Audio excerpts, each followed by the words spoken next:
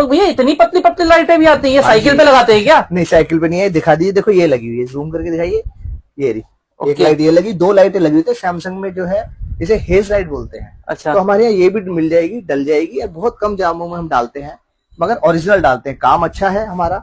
तो ये दिखा दीजिए, सैमसंग का टीवी हमने खोला हुआ, इसके अंदर ये वाली लाइट थी, अभी इसमें हम यही वाली लाइट नई लगाएंगे, हम पुरानी लाइटें यूज नहीं करते, नई लाइटें यूज करते हैं। तो अपना किसी भी तरीके का एलईडी लाइए, हेज लाइट, 2K की लाइट, 4K की लाइट हमसे डलवाइए।